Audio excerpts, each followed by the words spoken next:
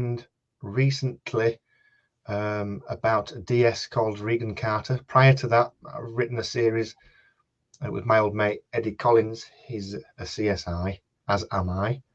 And right at the very beginning of the crime writing career, if you like, was a very good friend of mine, Roger Coniston. I haven't seen him in quite a long time. Don't know where he is. Don't know what he's doing now. But as I said, bang up to date, it's Regan Carter. That's what I'm working on at the moment. Which is still has Eddie in. He does like to pop in occasionally. Yeah. And some of the other people from the series are there as well. Yes, Sid's in it. Tom Benson, DI, he's in it as well. But I mean, it's all part of. Do you remember the old ATV thing that was on telly ages ago? And it had 3 circles. Do you remember that? Doom, doom, doom, doom, doom, doom, doom, doom. Nope, we don't remember it. Smack in the middle. Well, to one side you've got Regan Carter's universe, and on the other side you've got Eddie Collins's universe. And just as they overlap, you've got them both in in each other's universe. And this is what this is all about. So you got Regan Carter, who came into Eddie Collins's world in book 7, Death Warning, in Eddie Collins's series. She made an appearance there as the new DS, replacing DS Khan, I think it was. Well, I liked her so much that I created her own series, not necessarily entering her universe the way she entered in Eddie's universe. So it's completely different. But they do overlap because there are CSIs at her crime scenes and there are detective sergeants at Eddie's crime scenes. So there's a bit of overlap there. And they both keep their own characterization that I've developed over a period of time. So they're both themselves, but just in their own worlds. If that makes sense. It makes a lot of sense. Sorry. I'm just reading the comments that are already rolling in. Oh, have we got some comments? We do. You can't see them on here anymore. Sorry. No. So you're just going to have to trust me to read them. Oh, there's something that says comments here. Is that like to blow things up? All right, no, it doesn't work. Laura said hello. Donna said hello. She's called us lovely humans. Oh, thank you. TG Campbell says that you're an awesome person and hilarious. Who says that?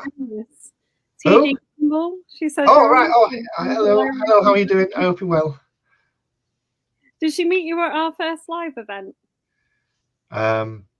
I think I have met her at, was it the second one? I think it was the second one.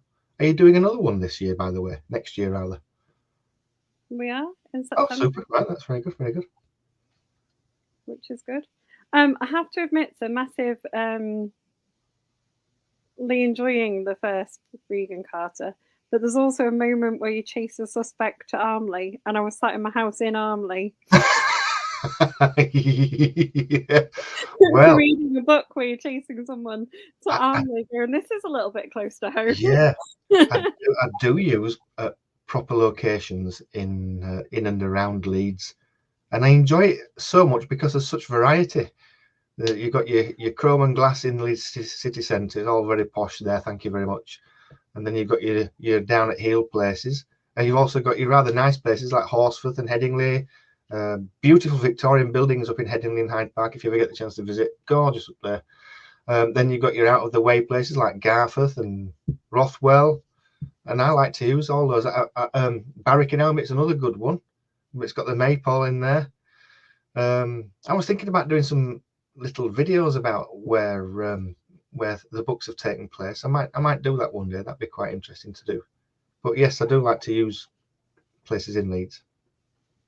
And it must be good for the people who read them who are based here, who are just like, this is. Say that again, Kaz. I've tried to turn you up a little bit. I said it'll be good for the people who live in Leeds who are reading it, going, "Oh, this is really close." Oh yeah, well yeah. I hope that happens.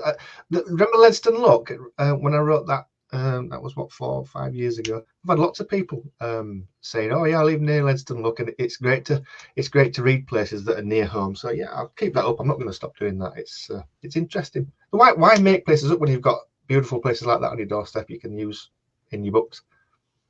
Exactly. Let's talk about Regan though as a character. So you said she's cropped up in an Eddie book. Yep, she made an appearance in Death Warning, Eddie's latest book.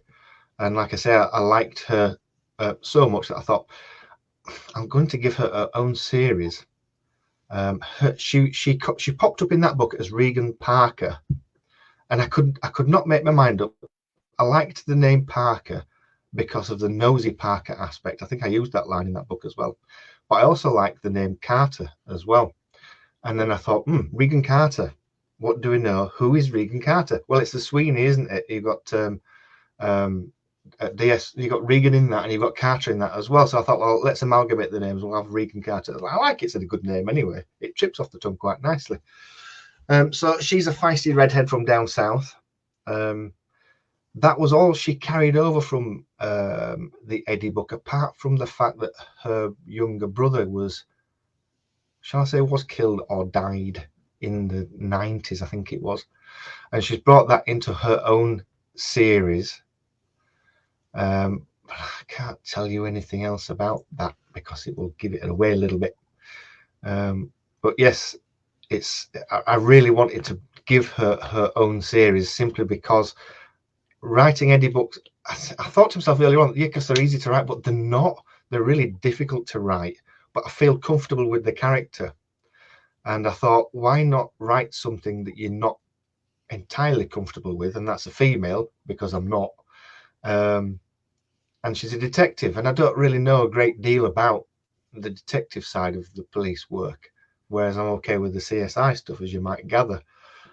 So yeah, it's a bit of a learning curve for me, but she's an interesting character, and I can't help it because it's partly me, I suppose, but she's got certain aspects that Eddie has as well. A little bit sarcastic, perhaps a little bit cynical, but that's me. so she's not got the same traits as Eddie. She's got the same traits as me, and I can't really get out of that completely, although I do try. She's not scared is the right word, but she's not keen on dead bodies, is she? She's not what your mic's a bit duff, or my speakers are. Sorry. She's not keen on dead bodies.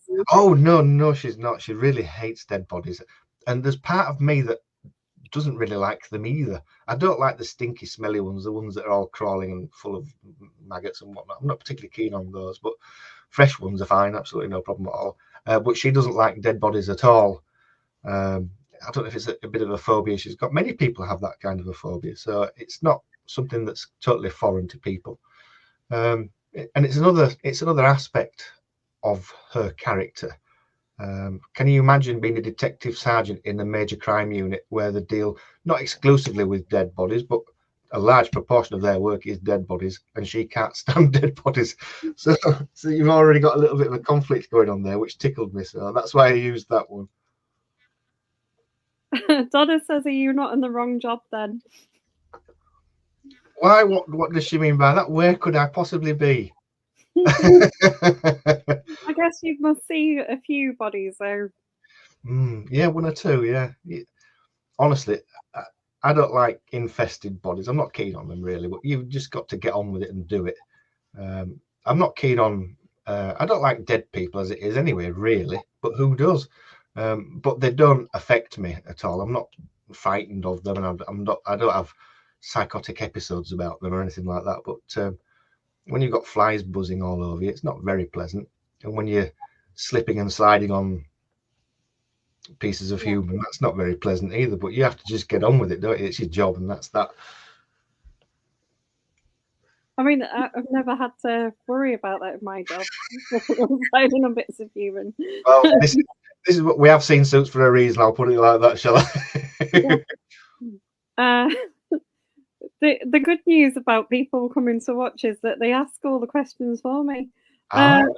Laura says, "Were you nervous writing a female main character with the need to avoid the male author pitfalls?"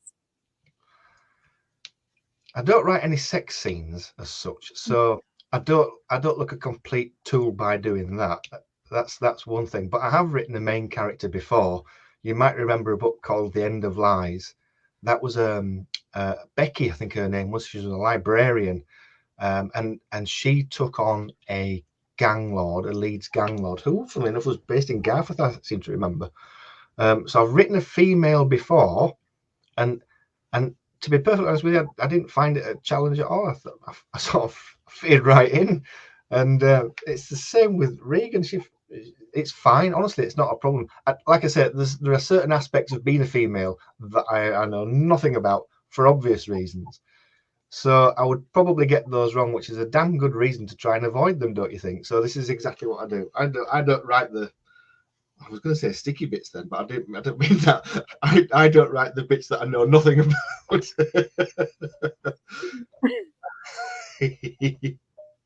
Donna's already said she's not had a dinner yet after the discussion about bodies.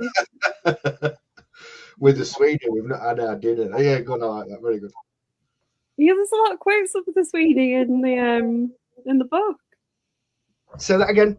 You've got a lot of quotes from the Sweeney in the book. She's got a love for old classic shows, hasn't she? Yeah, she does. That's like me. I've been on a bit of a youth kick at the moment. There is above my head is an Imperial 66 typewriter. That's the very first typewriter that I started to write on. It's not the original one because I've no idea where that one went. So I found one and I bought it and I can fawn over it. And there is a cassette player that I used to have. Do you remember the cassette players with the handle that came out? I used to have one of those, and I found one on eBay exactly the same as the one I used to have. And so I bought that as well. And here, a Mark III Cortina police car. That also takes me back to my childhood. I found that and bought that as well. So I do like the past. I do like history, modern history. And so does Regan, funnily enough. So we get on like a house on fire. And I bought all the Carry On films because I used to love the Carry On films. And I started right at the beginning and it was absolute garbage. Honestly, it really was. The first couple of Carry Ons, I don't know how they managed to continue getting them made because it was rubbish. But I've got all the Sweeney. I love the Sweeney. I bought those decades ago and I've watched them several times. So yeah, there's plenty of my history in her books, which is good.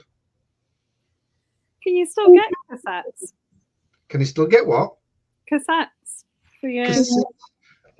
Here is a cassette that I made of my Queen stuff years ago. Do you remember? Oh look, I even called it Bohemian Rhapsody. I don't know if you still can get cassettes or not, but there is a cassette. Look, a TDK AD90, the ones I always used to buy. So I don't know if you can still get cassettes or not. Funnily enough, I used to buy my cassettes at, do you remember Millgarth Police Station right in the middle of town, next to the market? If you go up that street towards Briggate, on your right-hand side, there used to be a row of shops where you could buy foam and cassettes and all kinds of stuff like that.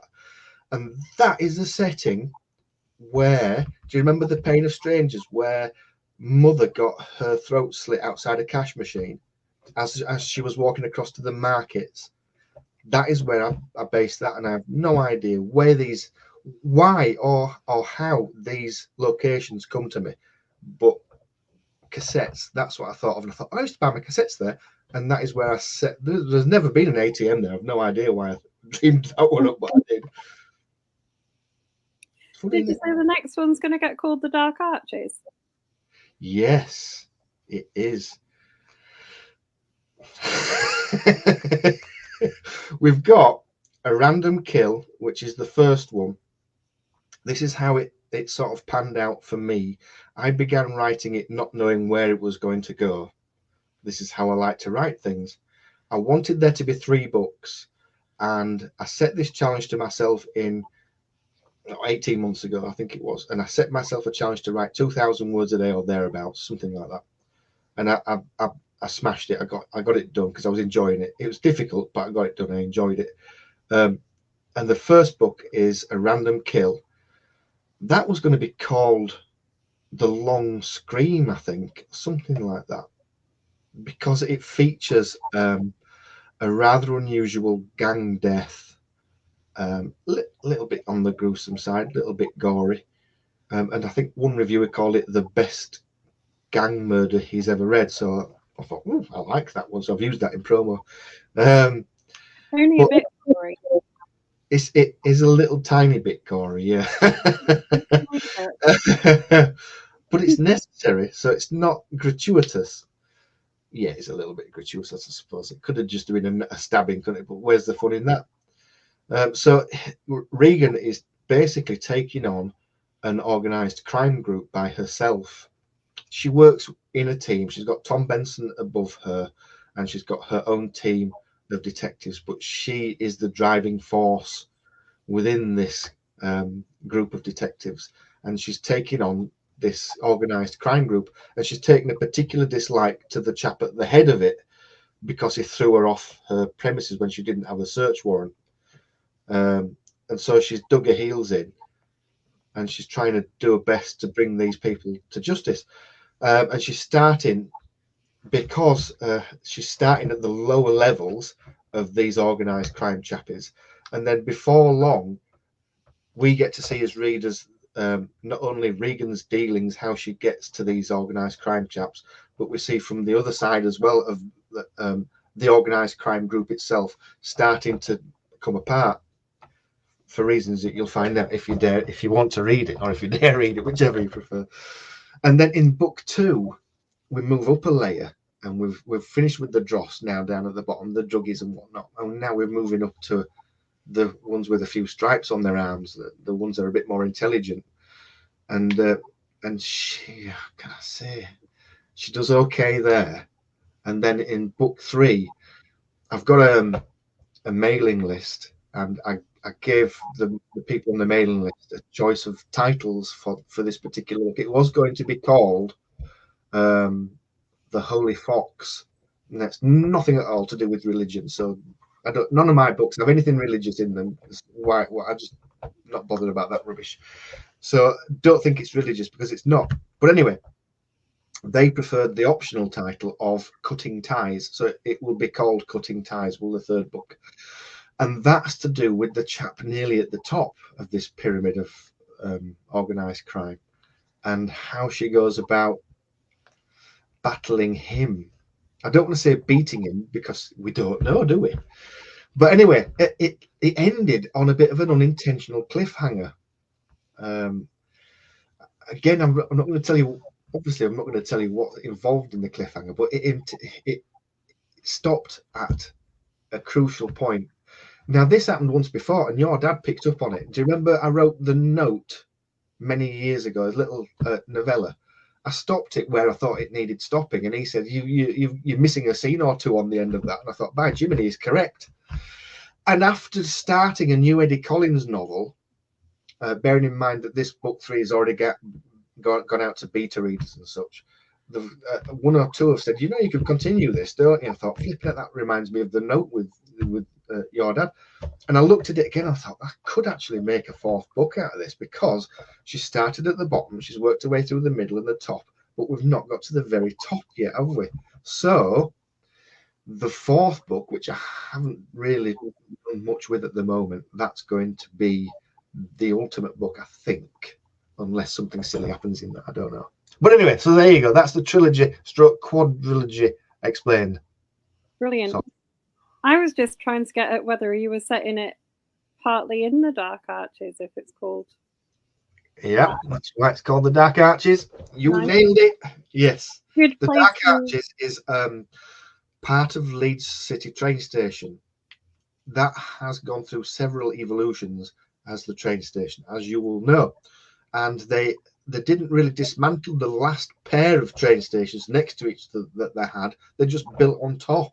So beneath them is a network of dark arches, and there are some set pieces that happen in the dark arches, and obviously that's book 2, which is not even book 1's not even out yet. That's a bit of a lie. Book 1 is out in paperback, but book 1 ebook is not out while the 4th of October, and I'm probably going to release the 2nd book December time. So it gives people time to read it, doesn't it? It does. That's exciting. Mm. There's some great places to leave a body or kill someone in the Dark Arches. So. Oh yeah, it's quite a terrifying place. I've seen videos of people going under there before the entrances were sealed up, and you think, what is in there? There could be all sorts in there, do you know? So who wants to go and find out? Not me. I don't think anyone does. They used to have a market in when I was little. They used to have a what? I'm sure they used to have a market in there when I was little. Maybe they did, yeah. I don't know. Maybe they did.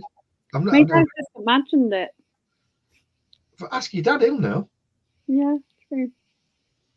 TG Campbell wants to know, if money was no object and you could pick anyone alive or dead, where would you go on holiday and who would you take and why? Well, we like to go on holiday to Spain, and it's just because it's all inclusive. You're more or less guaranteed sun, blah blah blah blah blah. But it's just Spain. Do you know where I like going? I used to follow Formula One quite religiously in my, I can't say youth because it was, well, yeah, all right, 20 years ago when they had proper engines, the V8s and V10s, not the silly V6s they've got now. And I used to occasionally go to Silverstone, and one of the favorite places I ever went to was Milan in Italy, because that's where Monza is nearby, and I loved Milan. And I've been back once or twice. I've been up Duomo Cathedral and walked across the top of that. That's stunning. So if you like architecture, go to Milan. So yes, if money was not an issue, I would have a little villa out there, and I would go and see the race every year. And I'd trundle around the coffee shops, and I'd have an absolute ball. That'd do me. You can keep your sun and your sea and your sand. Give me Milan any day. Steve has said it's good to see us.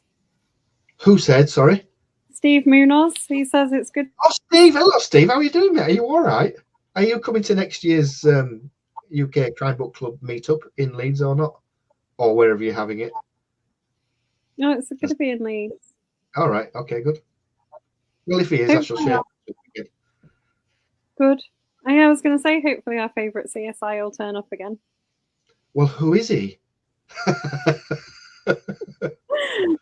T wants to know, if you or Eddie could have any car from the past, what would it be? Oh, really? Do you know, I spend a long time, more time than I should, looking at old cars, and I love the old Granada 2.8, and I had Capris. I had a 2.8 Capri, and I whipped the 2.8 out, and I fitted a 2.9 from a Granada Scorpio. That's the 12 valve jobby, not the 24 valve jobby. I polished it all, I painted it all, I lapped all the valves in, I did all the cylinder flowing and everything, and it looked absolutely stunning. It got me a gold award at the Capri Club International. Oops, dropped it on the floor. Never mind. I absolutely adored that car. And then I took out the 2.9 because I don't know when I'm onto a good thing, and I bought myself a knackered old V8 Rover at 3.5, and I did the same with that. I stripped it, cleaned it, painted it, polished it, did all the mods and everything myself, and I built myself a bell housing that matched the Rover V8 to the Type 9 gearbox in the Capri, and it worked. Can't believe it worked. And I absolutely adored that car. And then I got divorced, so I ended up having to sell the damn car. So I was absolutely gutted by that. But anyway, there you go. You don't need to hear all that nonsense, do you? But yes, Capris, love them. Old Fords, love them. This is the kind of conversation people come to the UK Crime Book Club for. Is it really? Malcolm Hollindrake wants to know your favourite F1 driver, and then I'm going to stop asking you car-related questions. All right, hello Malcolm. Good to see you again, mate. Favourite F1 driver, modern times? Yes, it's Lewis. I'm sorry, I do like him, and I like Lando. He's a nice chap. I'm sorry to see Danny Ricciardo leaving. But you know, of my all-time favourite would be Jenson Button. Do you remember Canada 2011 in the rain, where he fought back from last place to dodge Shuey on the last corner of the last lap and win? Ultimate. Near the heart attack. I was screaming that lap. Brilliant. So it's got to be good old Jenson. I don't know what this says about me, but you said Lando, and my thought was Calrissian.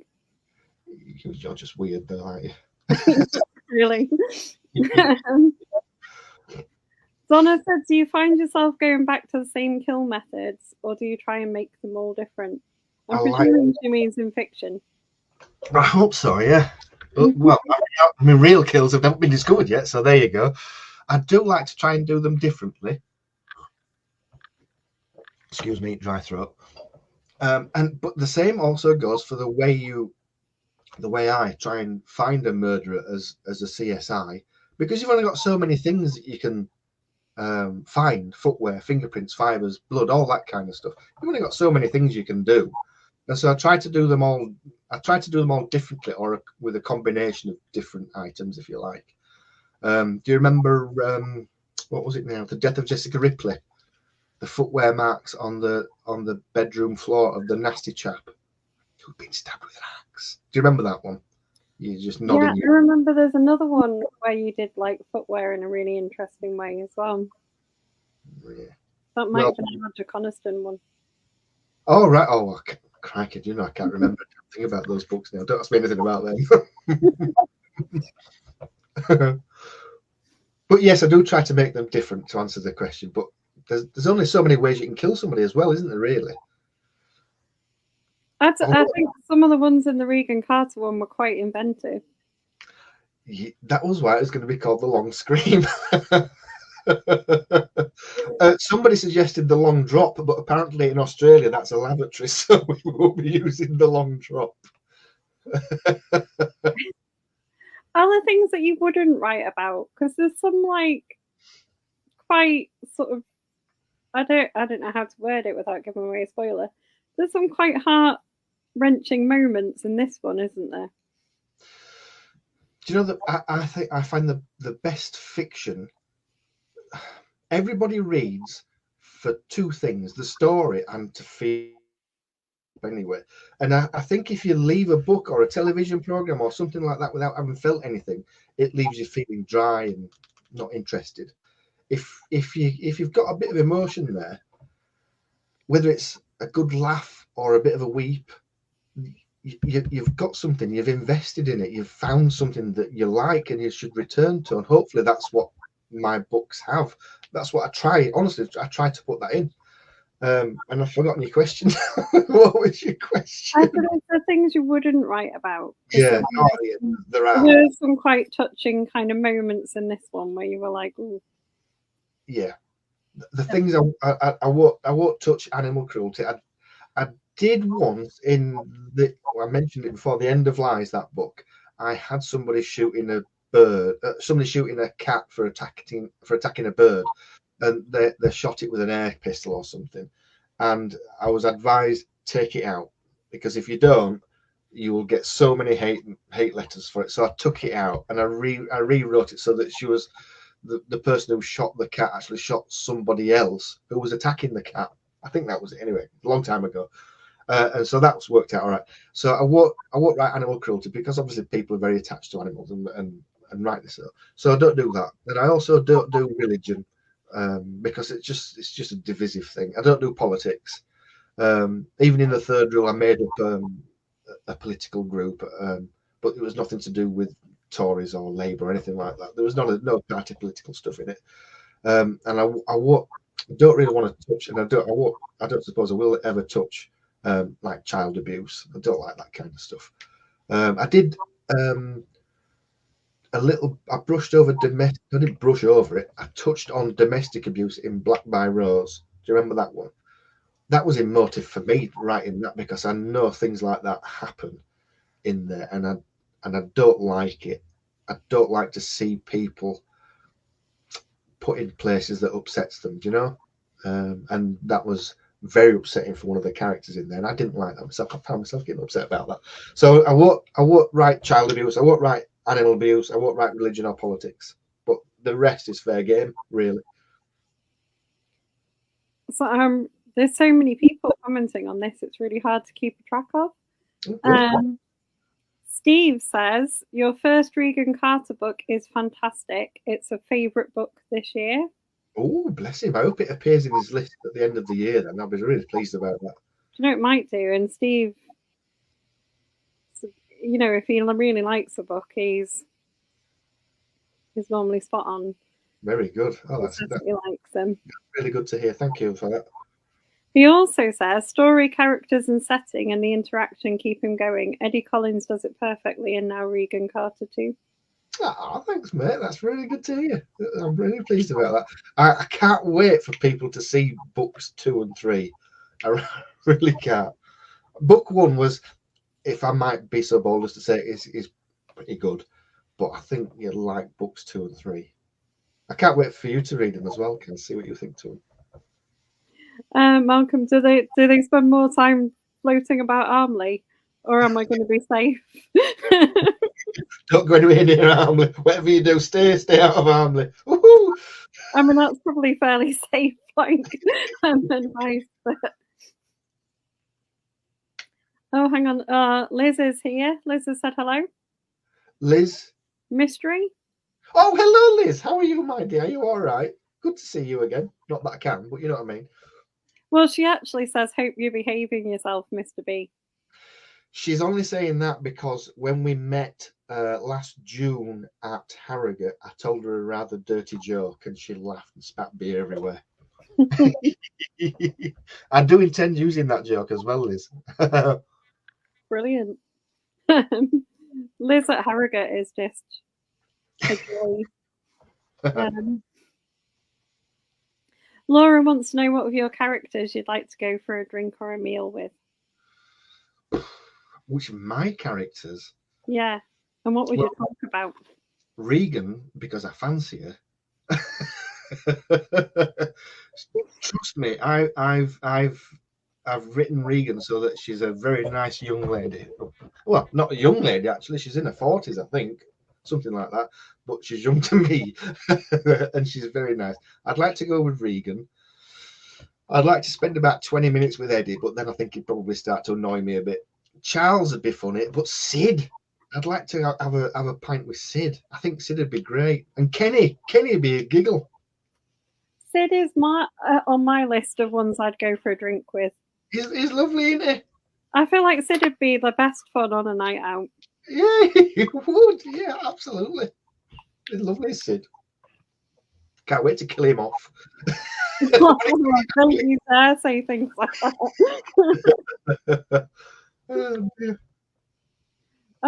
Liz says, don't dare repeat the joke. It's a bit mucky. I feel like you're going to have to tell me the joke, though, when we go offline. Well, I can if you like. Yeah, that's not a problem. I want to try and slip it in Eddie book as well if I can. Well, Eddie wouldn't be bothered about a dirty joke, would he? No, not at all. In fact, to him, it wouldn't be a joke to him. I'm going to do it so that it's not a joke to him, and it is just telling somebody about it and not understanding the reply. That's what I'm going to have. There's quite a good moment in the first crime scene where he kind of gets knocked over, isn't there? Like a bit of a funny moment. Which one's that? Which book? Your new one. Oh, what are you talking about? Oh, I see what you mean now. Yeah, sorry, I thought you were talking about the first Eddie book. Yeah, of a random kill. Yeah, he gets knocked over by somebody running towards him, doesn't he? But I'm not telling you more than that because you'll just have to read it. Actually, it's probably in the first 10% that you can get free on Amazon anyway. So people don't need to buy that 10%, don't they? They can get it for free. Can you get 10? Right, see, I didn't even know that. I think you can, yeah. So you said the paperback's out. No, the paperback's out now, but the ebooks later. Yeah, paperback was out yesterday, and the ebook is out 4th of October. So I brought the ebook out 4th of October, and then I brought it out. I planned this in about July time. I'll bring it out 4th of October. I'm not working, blah, blah, blah, blah. And then I thought, oh, crikey, when am I going to bring the paperback out? And I just thought, man, I'll do it the week before. So there it is. It's out on the 26th. It was out yesterday.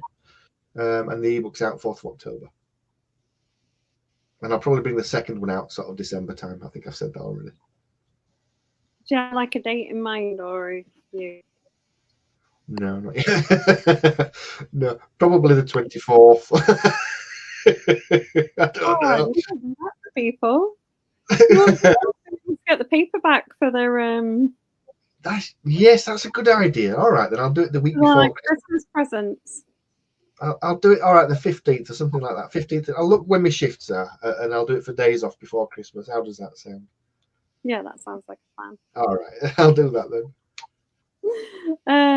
Someone said congratulations on your new release. Thank you. Do you know, I started it 18 months ago, and I know probably about half an hour now I said that it was easy, but God, it wasn't. It really wasn't. I'm friends with Kath, as you know, and I remember saying to her, I'm not sure I can finish this, because it was really difficult. There were some, not the characters were great, they were coming along quite nicely, but back then, instead of having Regan's mum in it, I had her father in it, and I had him with Alzheimer's in a care home, and she was visiting him in a care home. And I remembered that Ricky Gervais did something. What was it called? Can you remember that series he did? It was absolutely brilliant. I watched it. I was in tears over it. It was brilliant. Where his father was also in a care home with Alzheimer's.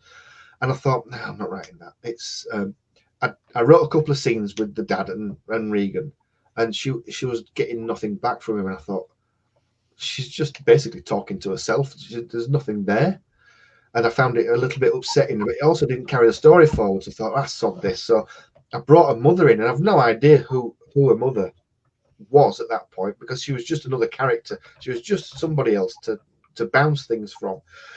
And I had Regan going into the house, and she was moaning about being transferred, and she said, "Oh, shut up." And I thought, oh, quite like this. She was a really feisty little bugger, she was, and she didn't take any crap from Regan. She was just giving it all back, saying there's no such thing as luck. Fate doesn't have any plans for you. It's just life. Live it, get on with it. And I thought, oh, I liked her. And now I've been chatting away with you for the last 10 minutes. I've forgotten what your damn question was again. What was it? Dawn Knight says she's looking forward to October the 4th to get hold of the ebook. Oh, splendid. That's really good. Thank you. I hope you like it. I really do. Honestly, I hope you like it. Well, I think it's a testament to your writing that there are so many people here tonight wanting to talk to you. Oh, that's very kind. Oh, that's lovely. I wish I could see who you all were and how many of you are and what questions you're asking. It'd be lovely. That. Thank you for coming along. I really appreciate it, because it's a bit nervy for me, because I'm not one of your natural interviewees. Like I don't know if you've done JD Kirk. I never got around to watching that one, but I expect he was really smooth and suave and what have you. And I'm here like a cranky old bucket. I don't know what to say and what to do. So. But you would never guess that. You do come across well on an interview. Oh, right, yeah. Well, I'm on temazepam and cocaine and I'm not, and whiskey, and I'm on everything. Oh, just to keep me calm. My dad swears by whiskey as a cure-all for everything. Yeah, it really is. That and Savlon, you can't go wrong. That's all you need in life. Whiskey and Savlon, and you're sorted. Right. Well, we've gone off topic again. This is like the cars earlier. Were we ever on topic? Oh well, okay then. Well, I think we did. We started off sensibly talking about the books. Oh yeah, there is that, yeah. Didn't we? Yeah, nice bit of advertising there. Are you going to go back to like Eddie or anyone else after these ones? Oh, or are you going to go and do something else? No. I like writing Eddie. He's cathartic. Is it cathartic or cathartic? He's one of those. He's very enjoyable for me to write. I love writing him. There's a lot of frustration as a CSI, as I'm sure there's a lot of frustration in any job that you can name. But I'm lucky because I get to write about it as well. You could, there's nothing to stop you writing about it if you work in a bank or a building society or something like that and you're getting pissed off with customers. Write it, please do. So this is what I do. And I love writing Eddie Collins. Is a channel for me to get all the angst out. It doesn't work. I still feel angry all the time. But I do enjoy writing him. So, I mean, I did start to come up with a little bit of a story for him just recently.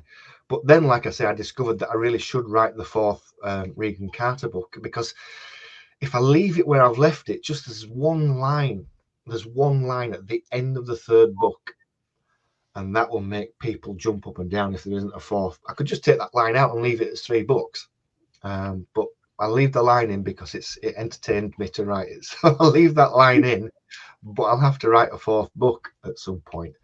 But it has made me put Dear Old Eddie to one side again just for a little while. It won't take long, viewers, honestly, to write the last Regan Carter book, or the 4th Regan Carter book, and then I'm back on with Eddie again. I promise.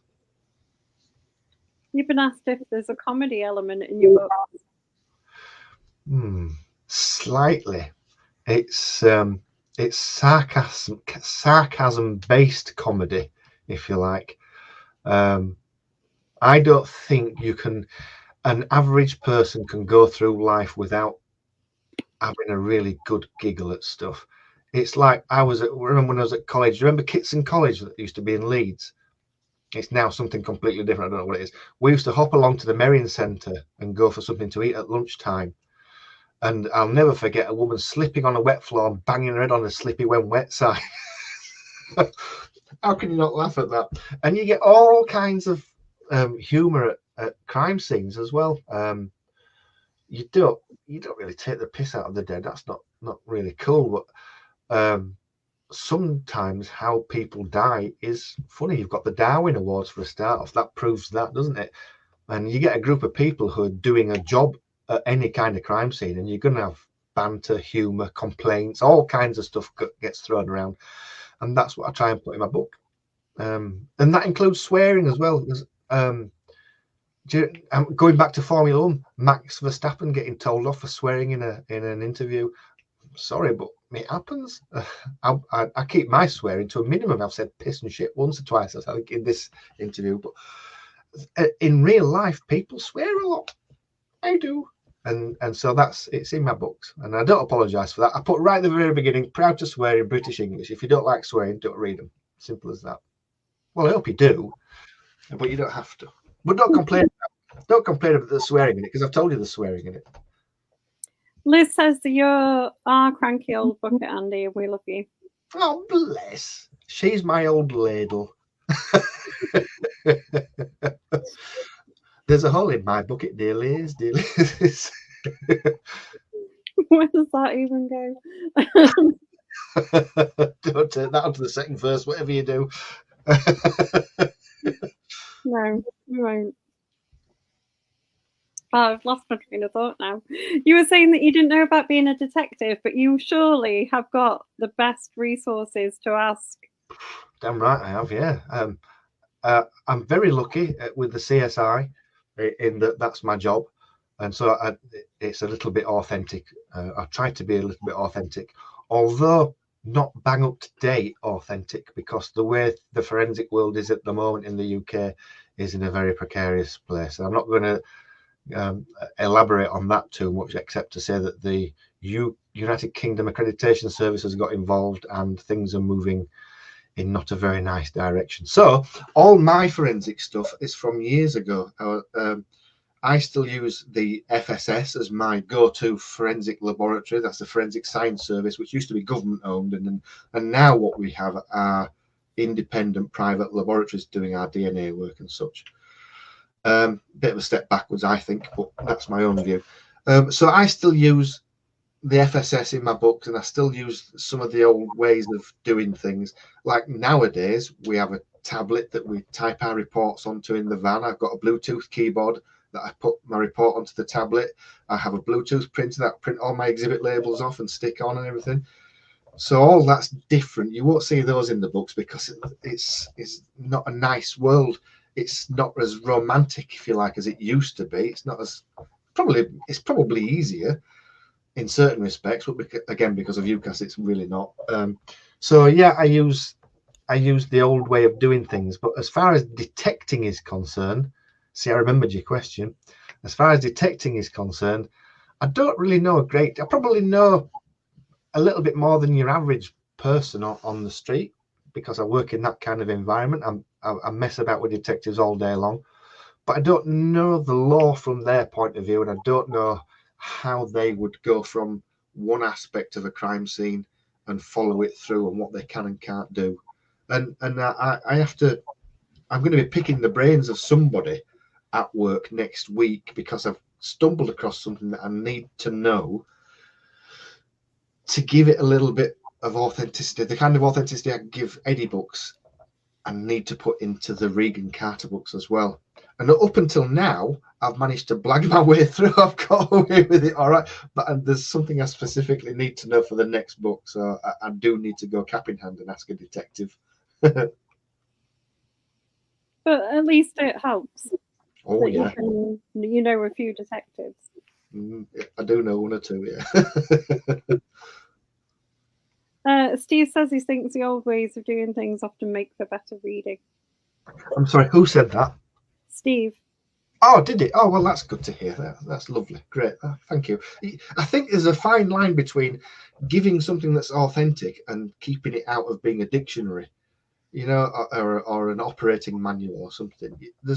You don't need to know that I write a report or what's in it. Or you don't need any of that rubbish as you're reading a book on fiction. If you're reading Crime Scene to Court, for example, then you're going to need to know that. But if you're reading a book on fiction, you don't need to know the ins and outs. As long as you've got the crime scene stuff pretty much on the nail, you're all right. You don't need to know the reports and how long is your lunch break on an 8-hour shift. You don't need any of that rubbish, you know. So that's the sort of stuff that you leave out.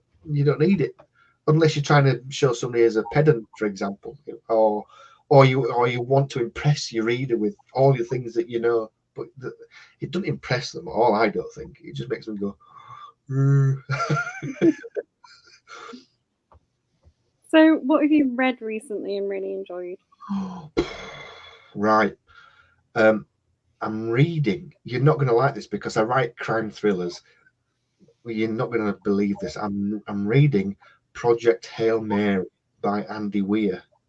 Do you know it? Sci-fi. Oh, it's great, isn't it? Oh, well, I read it about 2 or 3 years ago, and I lent the book to somebody, and I had a recent hankering to read it again, but I was too shy to ask for the book back, so I bought another one. So that's what I'm reading at the moment. But The Martian as well, beautiful, really good. As a book, it's excellent. Didn't really like the second one, Artemis. It was all right. But the first one, The Martian and Project Hail Mary, bang on. Absolutely loved it. As far as crime is concerned, what the hell have I read recently?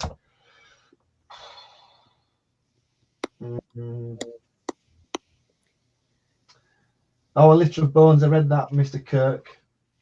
I've got some Michael Wood stuff to go at. Gillian McAllister's new one. I know it's not specifically crime, it's more psychological stuff, but I've just bought her new one. I'll give that one a go. But I like, I've got an eclectic thingamajiggy. I like Stephen Hawking stuff, all kinds of things like that. I like sciencey things as well. Have you read Adrian Tchaikovsky? Who? Adrian Tchaikovsky? Children of Time. Oh, well, do send that to me on Messenger because seriously, I do like my sci-fi stuff. And I don't read as much as perhaps I should, but if I got the choice of reading or writing, I'm afraid writing wins every time. So I'm a very slow reader. If I was to continue reading a book for an hour a night before I go to sleep, it'd take me a month easily to get through, but maybe even longer. So I'm not one of the world's fastest readers. I'm not a speed reader. I read every word. So yeah, please send me that. I'll definitely look into that. I will. You'll love it if you like sci-fi. Yeah. Oh yeah. I do. Yeah. Laura says you need to do the audiobook of Project Hail Mary if you haven't. All right. I looked at that, and I've not traditionally gone down the audiobook route ever. I prefer to read because I've done it in the past where I've tried to listen to a podcast, and even if it's very interesting, my mind wanders and I can't keep a hold of what's going on, and so I have to rewind and play it again. And I'm not one of these people who can. I mean, if you're an audiobook fan, then good on you. But I can't do it.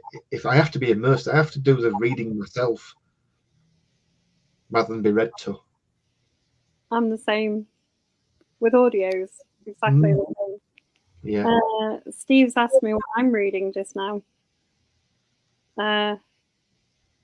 What am I reading just now? I'm reading this. I realise how hard this question is when I ask people. I'm reading The Examiner by Janice Hallett and Fourth Wing by Rebecca Yarros.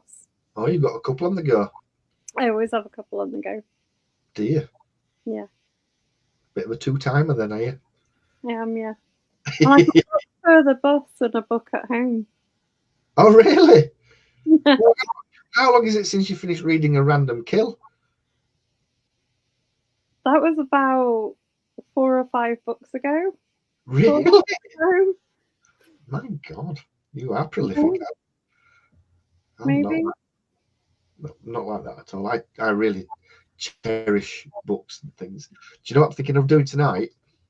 Go on. I'm going to finish this, and I think I might sit downstairs and watch Interstellar again for the 1,000th time. I really feel like treating myself. Oh, that's a good movie. Oh, bang on. Really good. Really good. And the science is really good in it as well, apparently. Indeed, it really is. Absolutely. Yes. It didn't make my physicist husband grumpy watching it. So that's a good sign. There you go then. Yeah. For needed. Means it was probably accurate. Yeah. Yeah. I loved the fact that they spent, 20 minutes on that planet and 26 years had gone past. And the guy left on the ship, he must have gone through all his crosswords. He's run his battery down on watching all his films 15 times. And they come back and he's grey. He's got a grey beard. This is, sorry, 26 years have gone past. You wouldn't have waited, would you? You just said, on this, I'm going. Yeah, you just left him behind. So Dawn thinks that, she says, going from what she's heard so far, you sound like a plotter, not a pantser.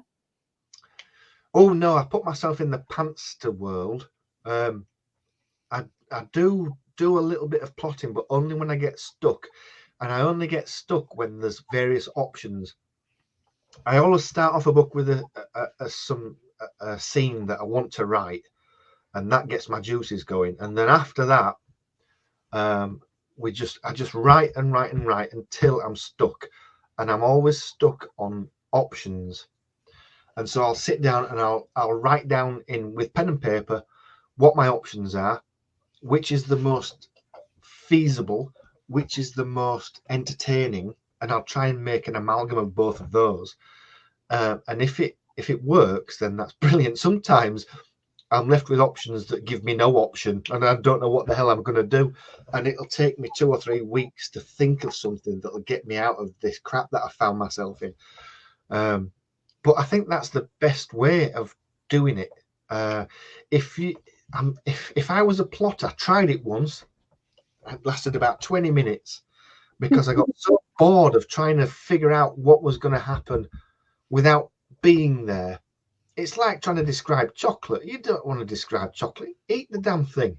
So I ate my chocolate, and then I was able to come up with something else, and then something else, and something else. And then, yes, you do get stuck in. That's part of the problem. But it's organic, and it's the way that things would work in real life, I think.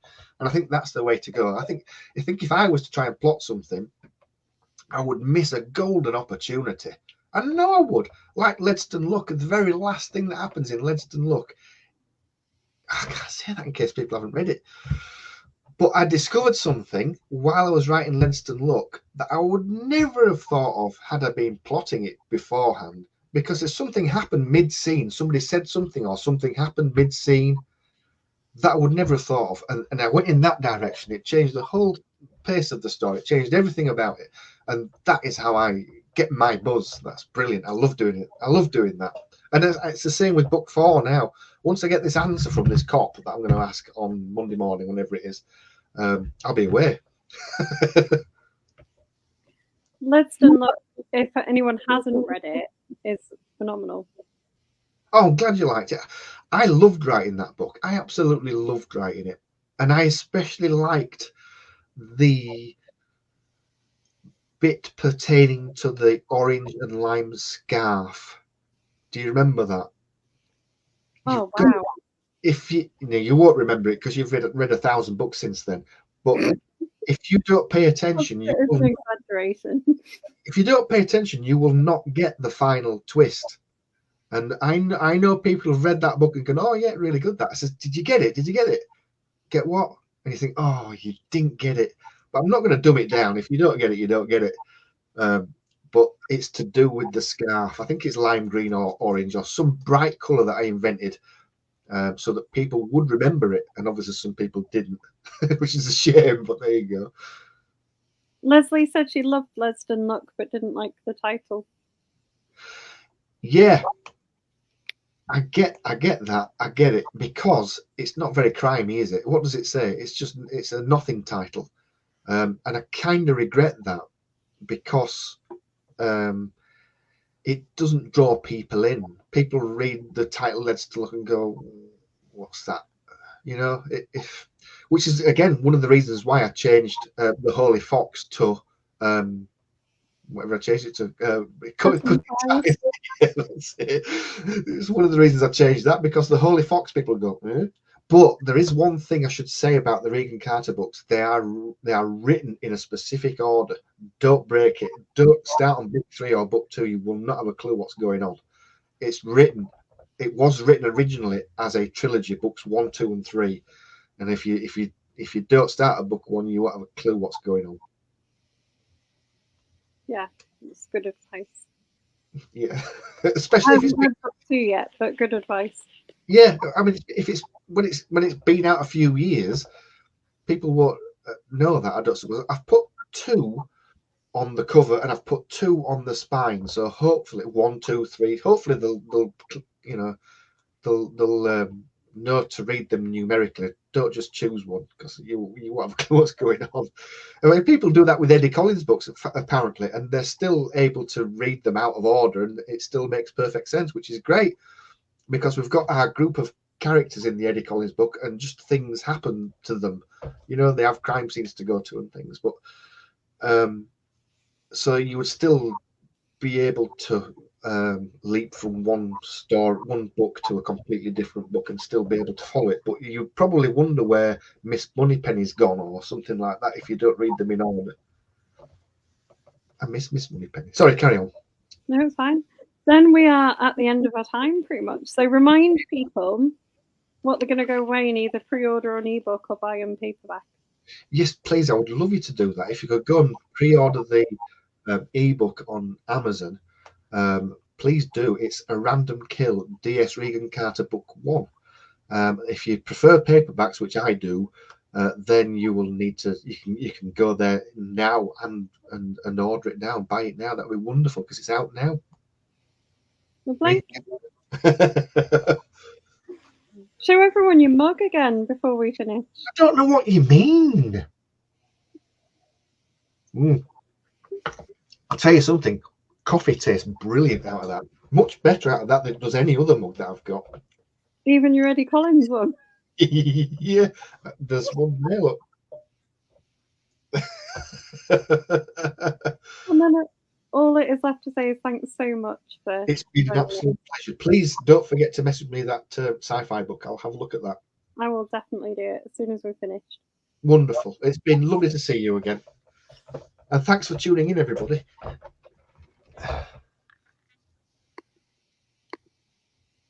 Now